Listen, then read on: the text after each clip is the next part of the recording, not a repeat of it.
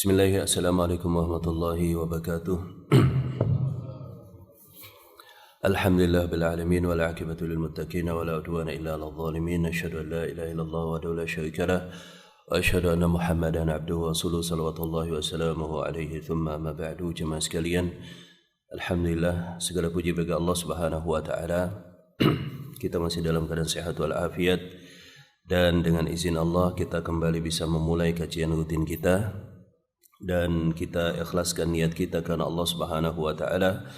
Semoga apa yang kita lakukan semuanya mendapatkan faedah baik di dunia dan di akhirat, dan insyaallah taala akan mendapatkan salah satu keutamaan yang disebutkan oleh Rasulullah sallallahu alaihi wasallam, man salaka tariqan yaltamisu bihi ilman sahalallahu lahu bihi tariqan ilal jannah. Barang siapa yang dia menyisihkan waktu bersusah payah untuk menuntut ilmu, maka Allah Subhanahu wa taala akan mudahkan jalannya kelak menuju surga Allah Subhanahu wa taala. Dan memang di dalam Islam bahwa sebagaimana yang telah kita sebutkan ada musim-musim ketaatan.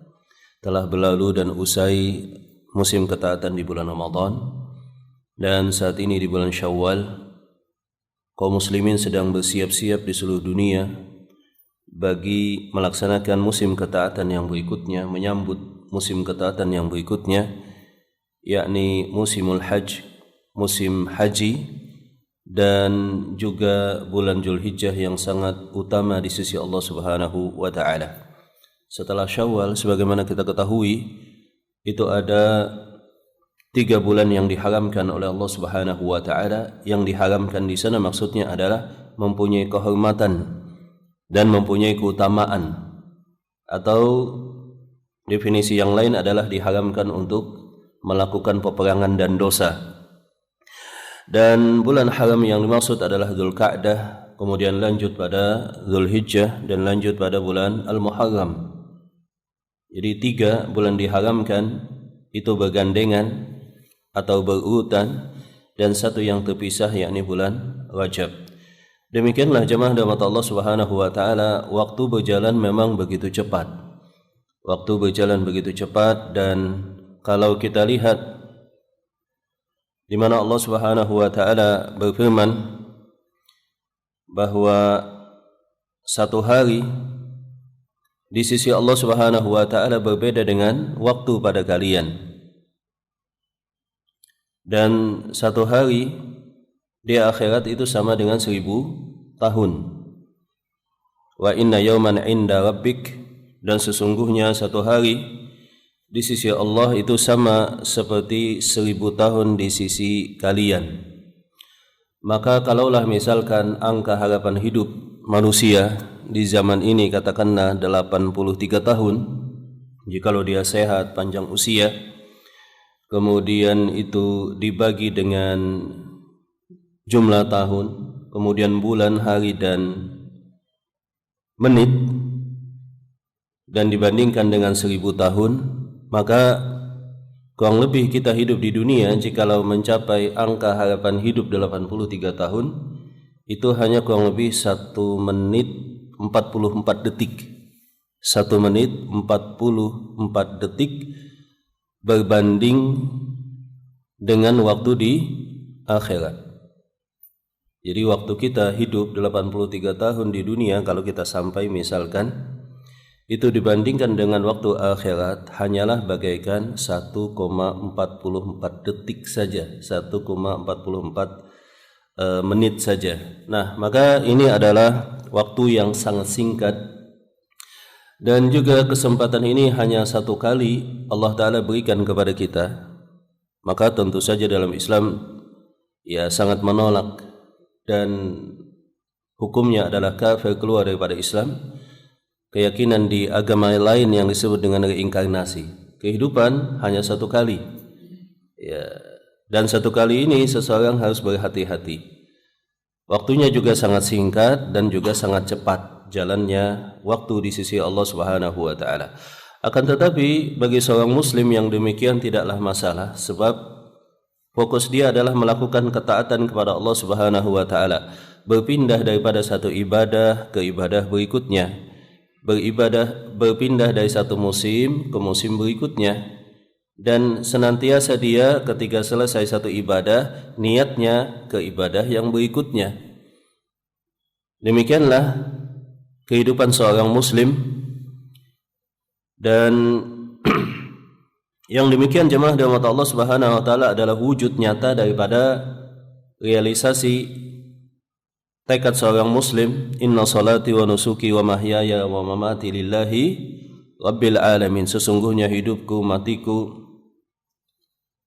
kemudian ibadahku, semuanya hanyalah untuk Allah Subhanahu wa ta'ala. Semuanya hanyalah untuk Allah Subhanahu wa ta'ala. Dan untuk memaksimalkan jemaah rahmat Allah Subhanahu wa ta'ala kehidupan kita, kalau kita lihat ini sebagai pengulangan dan motivasi, kalau kita lihat hidup kita katakanlah 63 tahun, atau misalkan harapan maksimal saat ini 83-85 tahun, itu kalau kita lihat yang murni pure untuk ibadah itu rentang waktunya sedikit, ya salat misalkan atau yang lain-lainnya, maka seseorang bisa memaksimalkan supaya full hidupnya bernilai di sisi Allah Subhanahu wa taala. Apa saja yang dilakukan? Tentu saja yang pertama supaya memaksimalkan, supaya full kehidupan kita dicatat pahala di sisi Allah Subhanahu wa taala, tentu saja adalah meniatkan amal dunia untuk akhirat. Kebanyakan aktivitas kita kan untuk dunia, tapi kalau kita memasukkan niat akhirat, niat ibadah di dalamnya, maka itu akan dicatat sebagai kebaikan di sisi Allah Subhanahu wa taala. Kemudian yang berikutnya jemaah rahmat Allah Subhanahu wa taala menjaga keikhlasan. Tentu saja seorang muslim memahami bahwa ibadah yang kecil itu bisa sangat besar nilainya di sisi Allah jikalau dia ikhlas. Demikian juga sebaliknya. Maka dengan ikhlas banyak amalan-amalan kecil itu mempunyai pahala yang sangat luar biasa di sisi Allah Subhanahu wa taala. Adapun yang berikutnya, dia lihat pilihan-pilihan ibadah yang ada di hadapan dia. Ada ibadah yang singkat waktunya, ada ibadah yang panjang waktunya. Yang panjang contohnya adalah puasa sunnah. Itu kan luar biasa. Kalau sholat katakanlah 10 menit, tapi kalau puasa 13 jam. Maka kita bisa membayangkan dan kagum kepada seseorang yang dia rutin puasa sunnah. Entah itu Senin Kamis, kemudian ditambah 3 hari di setiap bulan, dan itu terhitung 3 dikali 10. Jikalau seseorang merutinkan 3 hari di setiap bulan bagaikan puasa 1 tahun, ditambah lapis berikutnya 1 tahun Ramadan 1 bulan, ditambah 6 hari di bulan Syawal. Apalagi jikalau dia tambah dengan puasa Senin dan Kamis, atau dia tambah dengan puasa Nabi Daud dengan rentang waktu yang lama, maka menjadi dominan waktunya dalam ibadah kepada Allah Subhanahu wa taala. Sisi yang lain jemaah, kita lihat misalkan tidur kita. Tidur itu adalah aktivitas dunia. Kita niatkan untuk ibadah kepada Allah Subhanahu wa taala. Sebelumnya kita salat Isya berjamaah, kemudian salat subuh berjamaah, bagaikan kita melakukan qiyamul lail semalam suntuk, kemudian wudu sebelum tidur misalkan. Hal yang lain misalkan perbanyak ibadah yang sifatnya dan pahalanya adalah jariyah, senantiasa mengalir kepada kita walaupun kita telah wafat. Maka para ulama menyatakan orang yang berbahagia adalah orang yang telah berhenti napasnya, tapi kebaikan terus mengalir kepada dia. Nah, yang selanjutnya terakhir itu adalah seseorang cerdas melihat ketika beramal mana tempat yang utama dan mana waktu yang utama. Tentu saja amalan di saat-saat utama mempunyai lipat ganda pahala yang luar biasa.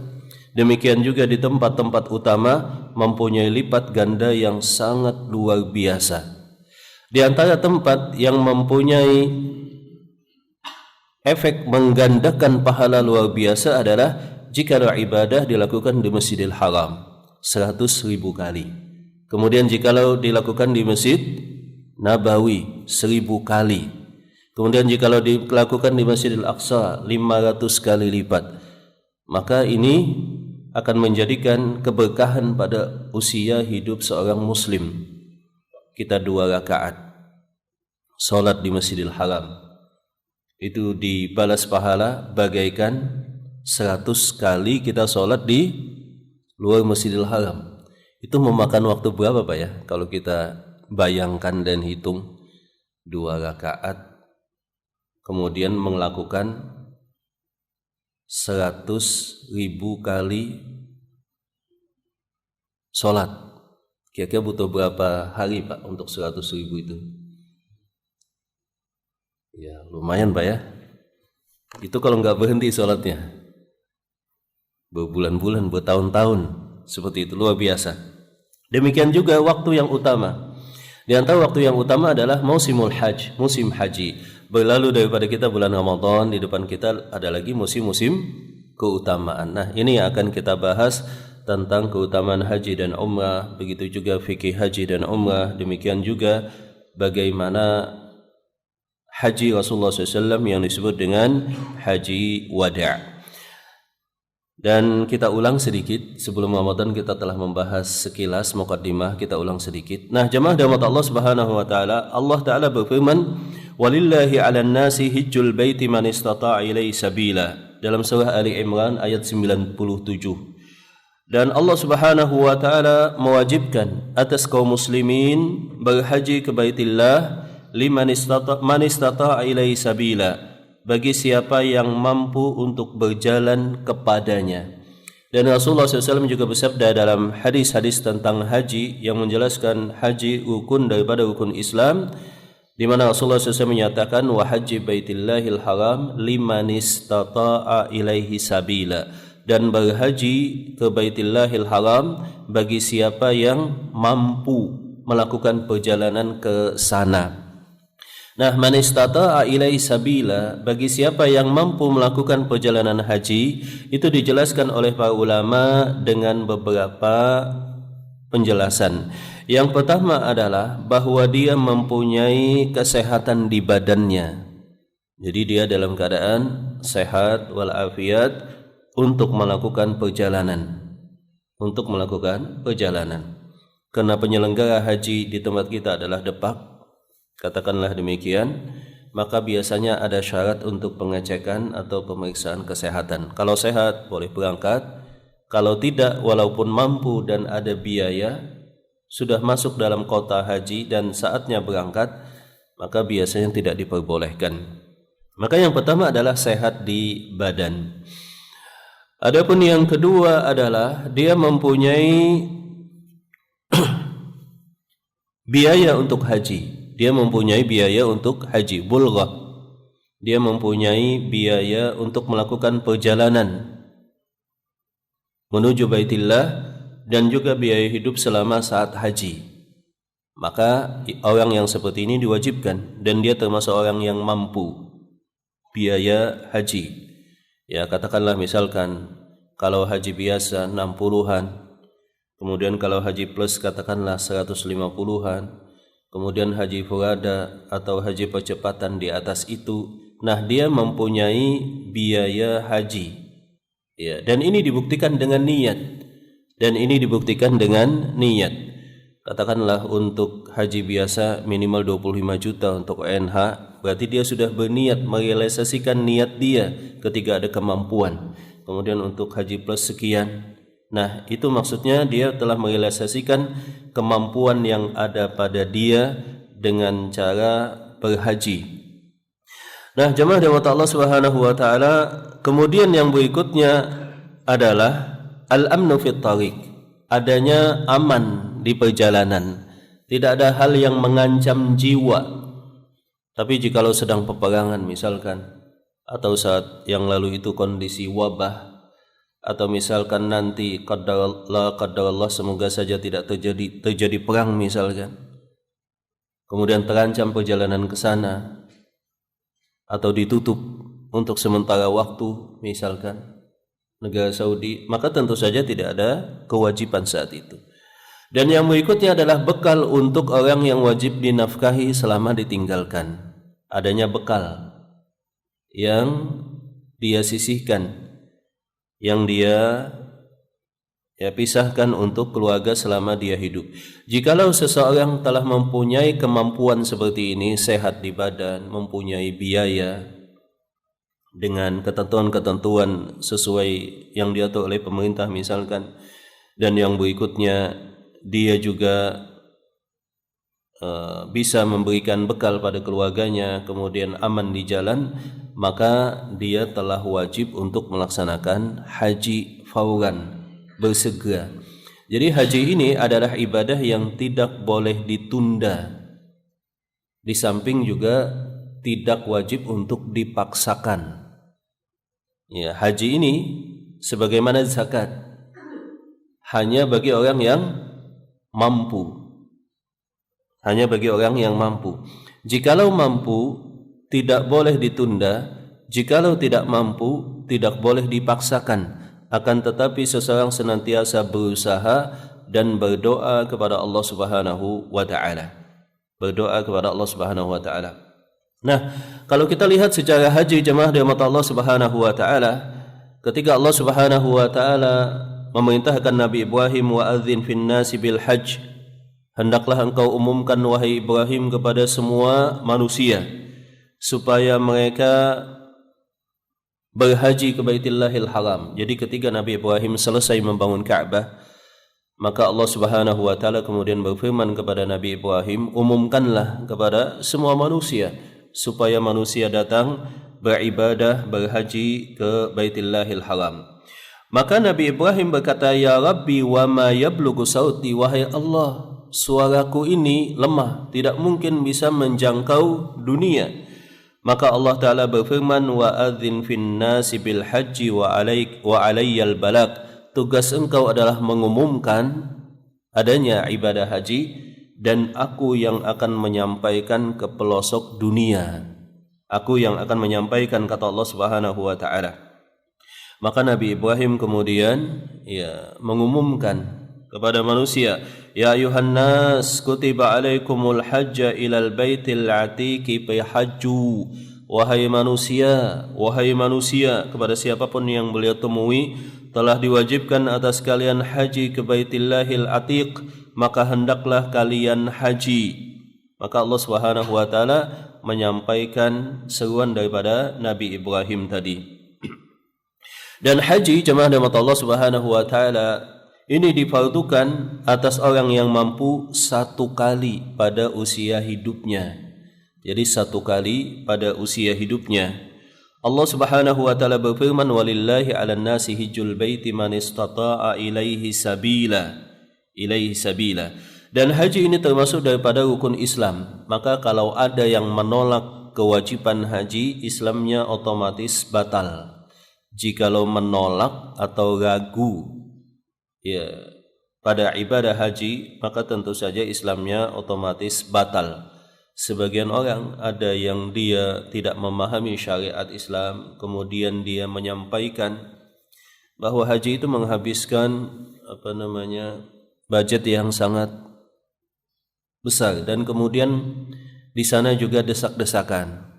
Maka sebagai gantinya seseorang tidak perlu haji, cukup dia infakkan di jalan Allah senilai biaya haji. Ada yang pernah berfatwa demikian dari kalangan mereka yang bodoh di dalam syariat, ikut berbicara. Maka yang demikian itu bisa membatalkan syahadat. Sama seperti sebagian ada segelintir orang misalkan menyatakan tidak perlu menyembelih sapi, cukup uangnya saja dan yang semacamnya. Nah, jadi hukum seseorang yang tidak berhaji, maksudnya menolak kewajiban haji, itu Islamnya adalah batal. Nah, dan Islam juga telah memberikan banyak keutamaan, menjanjikan janji Allah Subhanahu wa taala dan Rasulnya bagi mereka yang berhaji. Dan keutamaan yang paling besar tentu saja adalah dihapuskannya dosa. Jadi di dalam Islam memang dosa itu ada dua cara menghapusnya. Cara menghapus yang pertama adalah dengan taubat dan istighfar, dan cara menghapus kedua adalah dengan cara banyak beribadah. Sebab fungsi ibadah selain mengangkat derajat, kemudian dicatat pahala, otomatis juga akan berefek pada menghapus dosa. Maka kalau kita lihat misalkan puasa itu kan barang siapa yang puasa karena ikhlas mengharap pahala dari Allah akan diampunkan semua dosanya. Kemudian salat berjamaah kata Rasulullah SAW mengampunkan dosa, bagaikan seseorang ada sungai di hadapan rumahnya, kemudian dia mandi setiap hari. Kemudian wudu itu subhanallah, ketika kita wudu sesuai dengan sunnah dan ikhlas karena Allah akan bertetesan juga dosa-dosa kita. Demikian juga ketika kita sujud, kemudian juga ketika kita berzikir kepada Allah, kemudian juga ketika kita di shaf yang pertama bagi jamaah tadi yang alhamdulillah dapat shaf pertama, itu kan mendapatkan doa daripada malaikat. Di dalam hadis Rasulullah SAW para malaikat berdoa, ya Allah ampunilah mereka yang berada di shaf yang pertama dengan 3 kali doa. Kemudian para sahabat meminta, ya Rasulullah bagaimana dengan kami yang di shaf yang kedua? Kemudian Rasulullah menyatakan demikian juga bagi mereka yang berada di shaf yang kedua. Demikian juga ketika kita menunggu waktu, ya menunggu waktu salat berikutnya, itu akan didoakan oleh malaikat. Demikian juga ketika melangkah kaki ke masjid akan diampunkan dosa. Kemudian juga ketika bersedekah, dan wabil khusus ketika haji. Haji itu juga mempunyai efek menghapuskan dosa. Naam. Dan hadis yang sahih tentang penghapusan dosa bagi mereka yang haji itu datang dengan kalimat yang sangat jelas, kayaumin waladathu ummuhu, seperti hari di mana dia dilahirkan oleh ibunya. Jadi hadis yang sahih tentang ibadah yang sangat utama dan mulia, dihapuskannya dosa dengan deskripsi bagaikan dilahirkan kembali oleh ibunya, itu ada pada ibadah haji. Di mana sahabiyun jalil Abu Hurairah radhiyallahu taala anhu berkata bahwa Rasulullah SAW bersabda, man hajja falam yarfuth walam yafsuq, barang siapa yang haji dia tidak melakukan rafath dan juga dia tidak melakukan kefasikan maksiat, raja'a ka yaumin waladathu ummuh, maka keadaan dia akan direstart lagi dari awal seperti dia bayi yang baru dilahirkan oleh ibunya, seperti bayi yang dilahirkan oleh ibunya. Ini dengan syarat bahwa haji dia diterima oleh Allah Subhanahu wa taala. Tentu saja haji diterima jemaah rahmat Allah Subhanahu wa taala itu dengan beberapa catatan. Catatan yang pertama tentu saja adalah ikhlas pada niatnya dan mutaba'ah pada pelaksanaan haji tersebut. Mutaba'ah pada pelaksanaan haji tersebut. Dan ikhlas ini menuntut di awal, di tengah, dan ketika telah usai sampai dia meninggal. Jadi kewajiban kita berikhlas itu ternyata berat. Kita selesai melakukan ibadah juga harus kita jaga keikhlasan sampai kita wafat. Contoh misalkan, seseorang berinfak, telah lama infak dia lakukan. Dulu ketika berinfak dia ikhlas. Kemudian lama berselang, beberapa tahun setelahnya, intinya sebelum wafat, dia menceritakan itu dengan ria kepada manusia, padahal sudah lama. Maka pahalanya menjadi terhapus. Demikian juga ibadah haji. Dan ibadah haji kalau kita lihat keunikannya, mungkin karena effort dan biaya yang luar biasa, waktunya juga lama, sebulanan, itu kan satu kebanggaan bagi sebagian orang yang ingin ditampakkan. Kebanggaan itu ada dalam hati dan tidak ditampakkan. Nah, ada yang menampakkan itu. Nah, di sanalah titik riskan keikhlasan haji. Di zaman dulu, maka orang yang haji di zaman dulu itu ketika pulang disebut dengan haji. Kalau perempuan disebut dengan hajjah. Saat ini juga masih atau enggak, Pak? masih gitu ya. Kalau di negara lain non rumpun Melayu atau Asia Tenggara seperti kita, itu tidak dilakukan yang demikian. Tidak ada tradisi memanggil haji. Sebagian menyebutkan secara histori bahwa ini dulu dilakukan oleh pemerintahan penjajahan Belanda supaya bisa mengidentifikasi mereka yang baru pulang haji. Sebab zaman dulu itu kan, kalau seseorang baru pulang haji, berarti pada mindsetnya ada bibit-bibit pemberontakan terhadap siapa? Belanda. Sebab dia ketemu dengan kaum muslimin dari seluruh dunia. Kemudian saat itu di Saudi juga ya baru saja dikuasai oleh pemerintah daripada Bani Saud. Ya, kemudian dakwah daripada Syekh Muhammad bin Abdul Wahab. Kemudian di sana juga ketemu dengan kaum muslimin dari seluruh dunia. Maka pemerintah Hindia Belanda, seperti itu kurang lebih disebutkan dalam beberapa catatan, memberlakukan ketentuan bahwa paspor bagi jemaah haji itu dibedakan. Kemudian yang kedua, orang yang haji itu dipanggil haji atau hajjah, seperti itu. Nah, ini tradisi ini kemudian sampai saat ini. Nah, jadi mau dipanggil mau enggak itu sebetulnya tidak ada masalah. Justru lebih bagus tidak dipanggil. Nah, wa dhahirul hadisi ghufranu saghiru dzunubi wa kabiruha. Dan zahir hadis adalah bahwa haji, kata para ulama, mayoritas para ulama menjelaskan, itu menghapuskan semua dosa tanpa pengecualian. Baik dosa besar maupun dosa kecil, selama dia bertauhid kepada Allah Subhanahu wa taala dan tidak melakukan kesyirikan. Kembali seperti bayi yang dilahirkan oleh ibunya.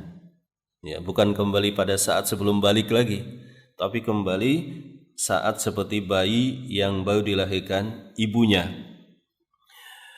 Kemudian juga ketiga, di dalam hadis yang lain, ketika kejadian Amr bin As akan masuk ke dalam Islam, maka Amr bin As datang kepada Rasulullah SAW, ya Rasulullah, aku sebetulnya ingin masuk ke dalam Islam, tapi aku ini banyak dosa.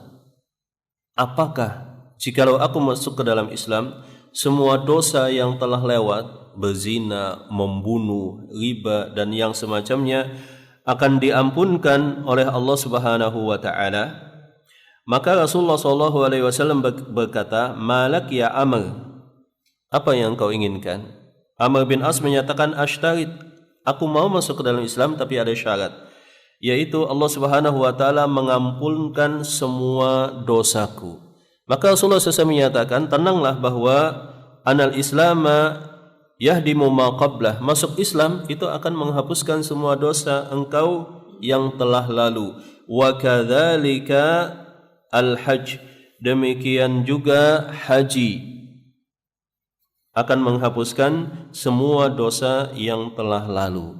Jadi masuk ke dalam Islam digandeng oleh Rasulullah SAW seperti haji. Masuk ke dalam Islam itu kan menghapuskan semua dosa sebelumnya jikalau Islamnya baik. Kemudian yang kedua, haji akan menghapuskan semua dosa yang sebelumnya. Dan hanya satu pengecualian, nah, yakni kesyirikan, dan ulama juga menambahkan yakni kezaliman terhadap hamba, kezaliman terhadap sesama manusia. Ini tidak bisa terhapuskan dengan haji. Harus minta maaf atau ditunaikan hak atau minta diputihkan. Wallahu taala a'lam bissawab. Nah, di dalam hadis yang lain di mana Rasulullah SAW bersabda dalam hadis yang diriwayatkan oleh Abu Hurairah, al-umratu ilal umrati kafaratun lima bainahuma. Umrah yang satu ke umrah yang berikutnya itu akan menghapus dosa di antara keduanya. Wal hajjul mabrur laisa lahu jazaa'un ilal jannah. Dan haji yang diterima, haji yang mabrur di sisi Allah Subhanahu wa taala, tidaklah ada balasan satu-satunya melainkan surga Allah Subhanahu wa taala.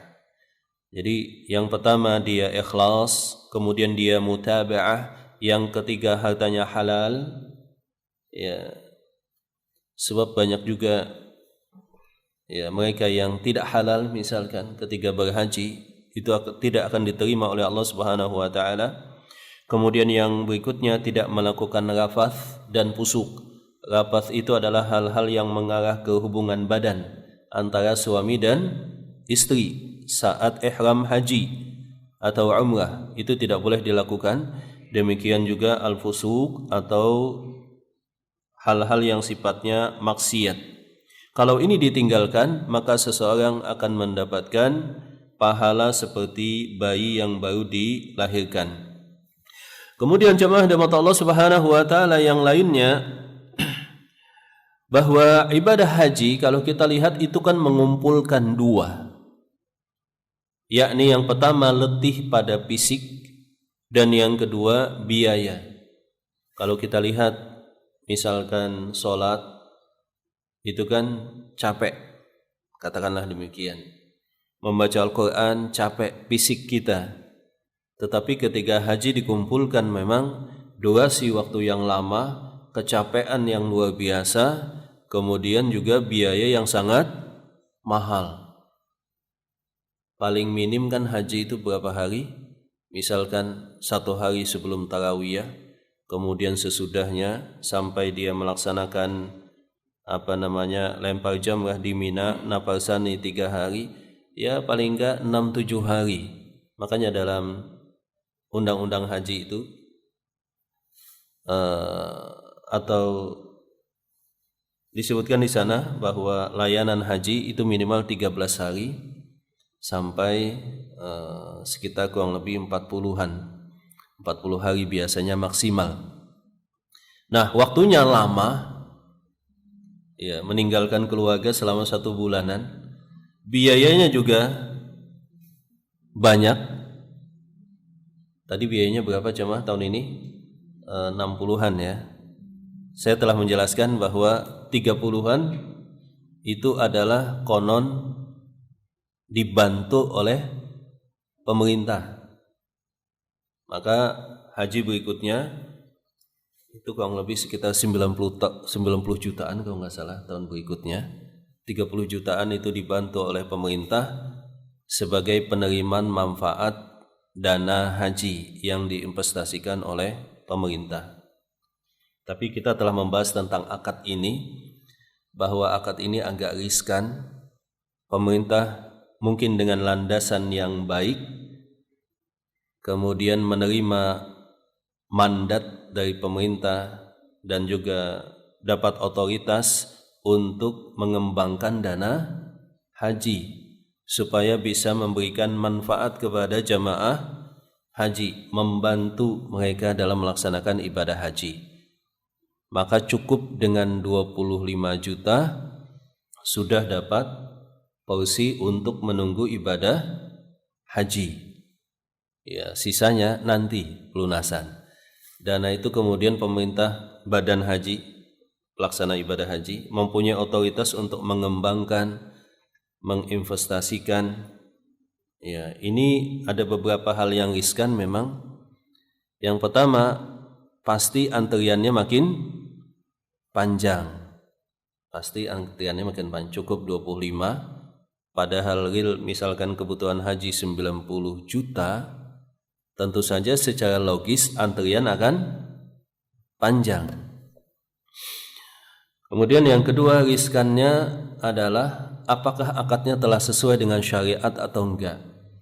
Apakah orang yang beribadah haji itu punya pilihan, saya mau menanggung semua ibadah saya, ongkos normal saja, katakanlah 90 juta, kemudian tidak perlu masuk pada akad kerjasama, investasi. Ataukah semua jemaah haji tidak punya pilihan, pokoknya dananya masuk ke pemerintah kemudian diinvestasikan, seperti itu. Ada pilihan nggak Pak kalau kita daftar haji? Dana Bapak nanti kami simpan dengan akad wadiah, atau kami investasikan dan kembangkan dengan akad mudharabah. Ada gitu nggak Pak? Nggak ada ya? Berarti akadnya ya ada riskan di sana. Semuanya dianggap dana yang bisa diinvestasikan. Sehingga investasi ini mungkin repotnya adalah ketika pemerintah sudah berkomitmen, katakanlah kami akan memberikan manfaat bantuan hasil keuntungan investasi katakanlah 30% kepada semua jamaah haji ya reguler biasa. Kemudian namanya investasi itu kan kadang tercapai, kadang tidak. Berarti pemerintah harus nombok, menzalimi satu pihak. Atau kejadiannya sebaliknya. Kejadian sebaliknya apa Pak? Investasinya tadi tidak menghasilkan atau mengalami kerugian. Ya, yang dirugikan adalah si jamaah haji. Atau misalkan komitmennya 30%, ternyata hasilnya lebih daripada itu, ya tentu saja di sana ada hal-hal yang tidak sesuai dengan syariat. Maka yang lebih tepat sebetulnya diberikan pilihan. Bagi Anda yang ibadah hajinya full ditanggung oleh Anda, haji biasa, mungkin saja mendapatkan prioritas seperti itu ya.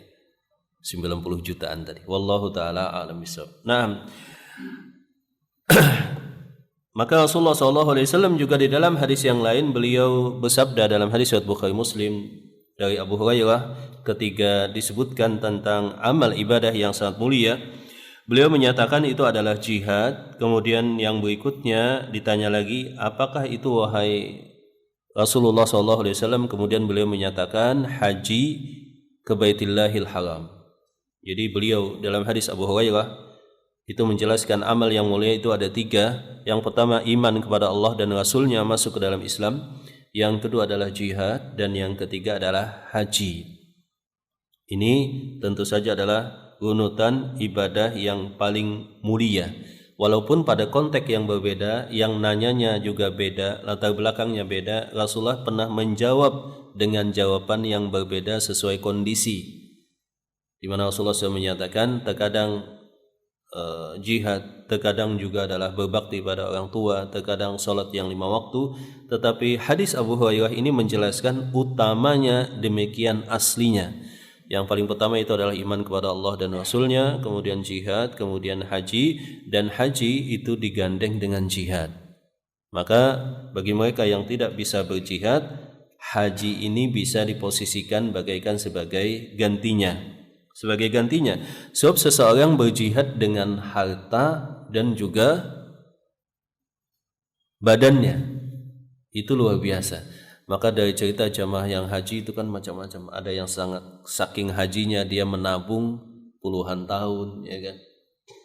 Ada yang saking ingin hajinya dia punya harta yang disayang satu-satunya, kemudian dia jual misalkan. Itu kan jihad dengan badan dan juga dengan harta. Dan uniknya rata-rata pengalaman jamaah haji semua biaya secara tidak langsung atau langsung dia rasakan itu kembali kepada dia dengan izin Allah Subhanahu wa ta'ala. Sebab memang haji dan umrah ini merupakan salah satu pintu di antara pintu-pintu rezeki jamaah rahmat Allah Subhanahu wa ta'ala. Ketika kita berhaji, kita akan menginfakkan harta kita dalam rangka ketaatan kepada Allah Subhanahu wa ta'ala. Dan hikmah yang lain, ulama juga menjelaskan, di dalam Islam begitu banyak jenis ibadah yang melibatkan harta. Apa saja jamaah? Kalau kita ulangi, ya sedekah jariyah, membangun masjid, pesantren, itu kan butuh harta. Infak di jalan Allah, menafkahi keluarga, kemudian menyembelih hewan korban, kemudian juga umrah, kemudian haji, kemudian zakat, menandaskan bahwa kaum muslimin itu ekonominya juga harus terpacu supaya bisa mampu seperti itu. Nah, haji dan umrah ini merupakan salah satu hal yang bisa menjauhkan seorang muslim daripada kemiskinan. dan salah satu pintu di antara pintu rezekinya, pintu rezeki Allah Subhanahu wa taala. Hadisnya adalah hadis sahih yang diriwayatkan oleh Imam Ahmad dan yang lainnya daripada ashabus sunan, di mana Rasulullah sallallahu alaihi wasallam bersabda daripada Abdullah bin Mas'ud, tabi'u bainal haji wal umrah, hendaklah kalian lakukan haji dan umrah. Kalau sudah haji dan umrah tahun berikutnya, kalau kalian mampu bisa melakukan haji dan umrah berikutnya, fa innahuma, sesungguhnya haji dan umrah, yanfiyanil faqra, akan menghapuskan dosa, adzunub wal faqra, dan kemiskinan, kama yanfil kiru khubthal hadidi wadh-dhahabi wal fiddah, sebagaimana proses seorang tukang besi yang dia memurnikan besi atau tembaga atau perak atau emas ya dengan api, itu kan disisihkan semua kotoran. Demikian juga analogi bagi orang yang haji dan umrah, akan disisihkan, dibersihkan, dijauhkan daripada kefakiran dan kemiskinan. Wallahu taala a'lam bissawab. Nah, nanti kita mulai pembahasan fikih praktis haji dan umrah, kemudian bagaimana saat Rasulullah SAW umrah dan haji. Rasulullah SAW beliau melakukan haji tentu saja hanya satu kali. Kemudian sebagian catatan beliau melakukan umrah itu sejarahnya saat haji wada, ketika Hudaybiyah terhalang, tahun berikutnya beliau umrah, dan umrah yang kedua beliau lakukan ketika saat haji. Walaupun dihitung kemudian saat yang berikutnya totalnya ada 4. Ketiga Hudaybiyah juga dimasukkan, dan ketiga beliau saat Futuh Mekah dari Ji'ranah kemudian beliau umrah, totalnya ada 4. Tetapi yang jelas beliau melakukannya saat ketiga ganti Hudaybiyah, kemudian saat beliau haji. Wallahu taala a'lam bishawab. Sampai di sini jamaah, mungkin ada pertanyaan atau tambahan, dipersilahkan. Iya, silakan.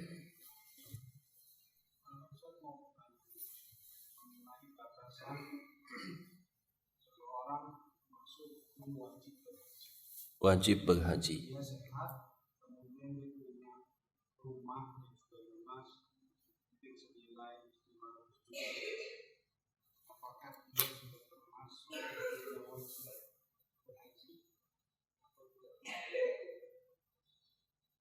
Iya.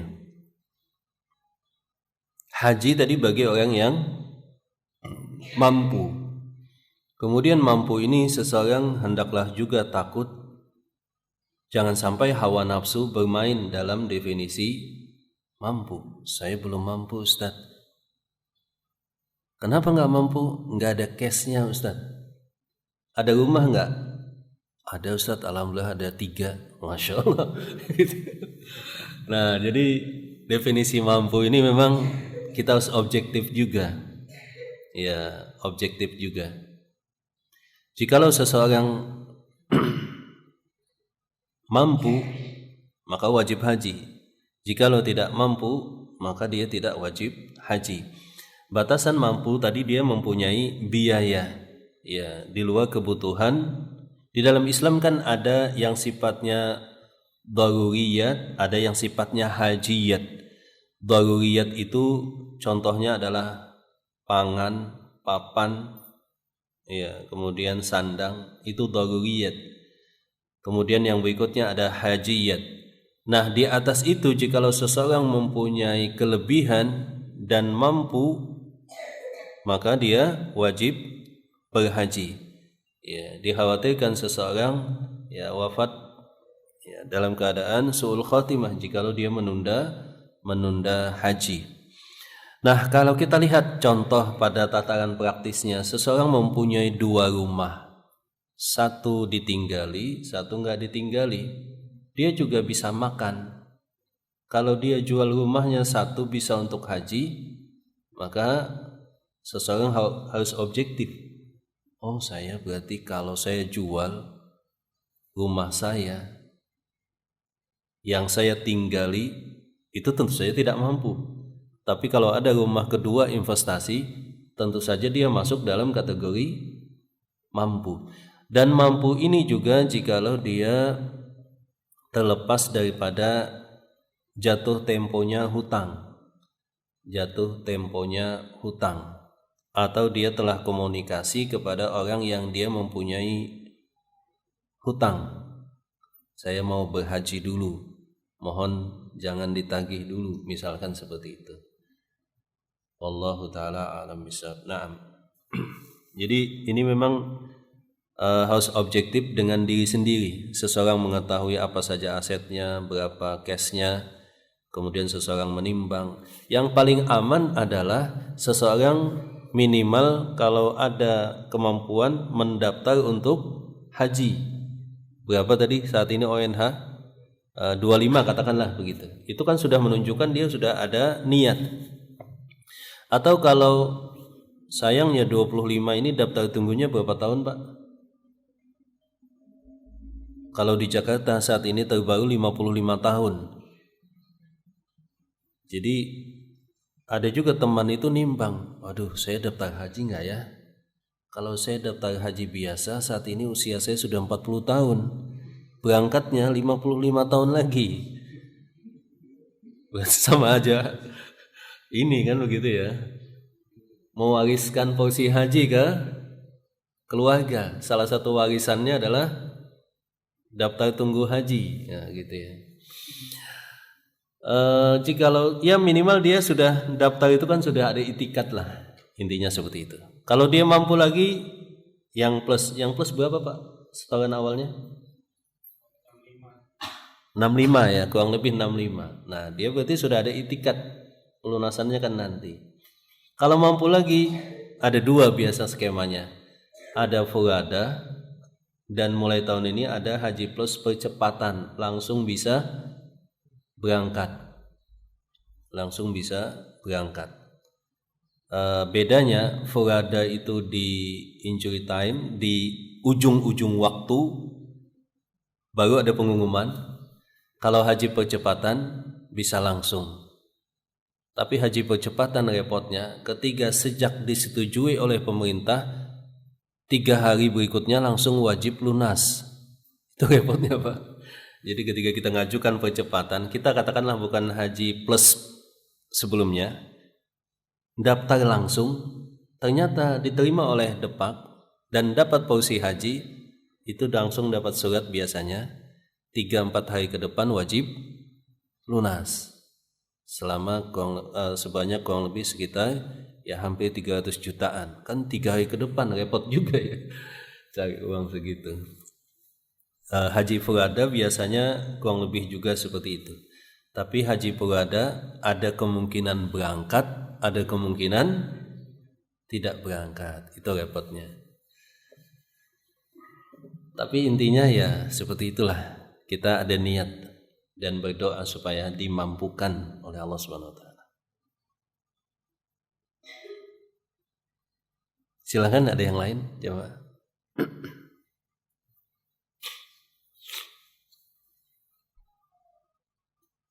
Ya, kalau tidak ada mungkin kita cukupkan dulu sampai di sini. Nanti kita lanjutkan sebab ini pas juga momentumnya berkenaan dengan bulan Syawal. Kita saat ini sudah di ujung-ujung. Kemudian lanjut bulan Dzulqa'dah. Maka 1 bulanan ini insyaallah kita membahas tentang haji insyaallah. Semoga bermanfaat. Barakallahu fikum. Subhanakallahumma wa bihamdika asyhadu an la ilaha illa anta astaghfiruka wa atubu ilaik. Alhamdulillahirabbil alamin. Assalamualaikum warahmatullahi wabarakatuh.